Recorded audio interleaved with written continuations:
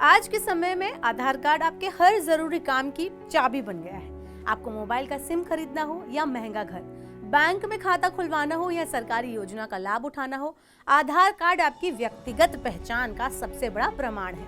आजकल आधार के जरिए आप फंड ट्रांसफर भी कर सकते हैं। ऐसे में जब आधार कार्ड इतना जरूरी डॉक्यूमेंट है तो उसकी सुरक्षा भी उतनी ही कड़ी होनी चाहिए, लेकिन हम में से ज्यादातर लोग ऐसा नहीं करते।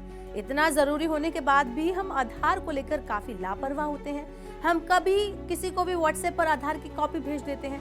सिम कार्ड विक्रेता से लेकर बैंक के कर्मचारी को अपनी बायोमेट्रिक जानकारी दे देते हैं। लेकिन आधार का ऐसा लापरवाह उपयोग आपके बड़े संकट का कारण बन सकता है, आपको किसी दिक्कत में फंसा सकता है। आपकी इस जानकारी का दुरुपयोग आपराधिक गतिविधियों में हो सकता है, साथ ही आपको भी आर्थिक नुकसान हो सकता है।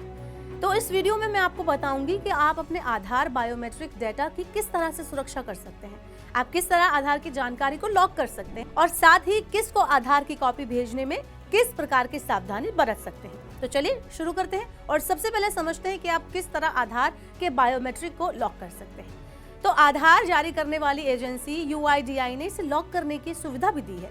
इसकी मदद से आप फिंगरप्रिंट, आइरिस स्कैन और चेहरे की पहचान से जुड़े डेटा को सुरक्षित रख सकते हैं।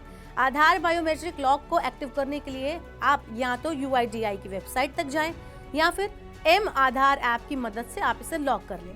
तो एक बार जब आपके बायोमेट्रिक्स लॉक हो जाते हैं तो उनका उपयोग तब तक नहीं हो सकता जब तक आप खुद उन्हें अनलॉक नहीं कर देते।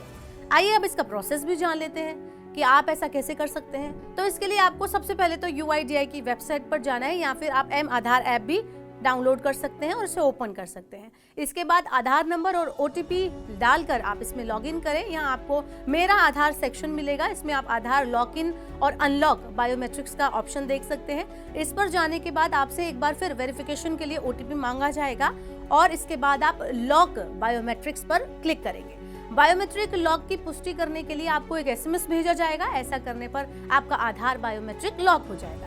अब अगर आपको अपने बायोमेट्रिक डिटेल की जरूरत पड़ती है और आप इसे अनलॉक करना चाहते हैं तो आप क्या करें, तो आपको सेम प्रोसेस फॉलो करना है। बस वहां आपको लॉक के बजाय अनलॉक बायोमेट्रिक्स का ऑप्शन दिखाई देगा और आपको वही विकल्प चुनना है। इसके अलावा अगर आपने अपने आधार की प्रति या कॉपी को किसी व्यक्ति को भेजा है तो आप मास्क आधार का इस्तेमाल कर सकते हैं।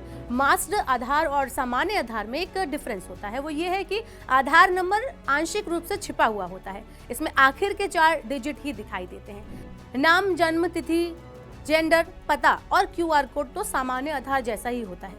UIDAI की आधिकारिक यानी ऑफिशियल वेबसाइट पर जाएं और डाउनलोड आधार पर आपको क्लिक करना है।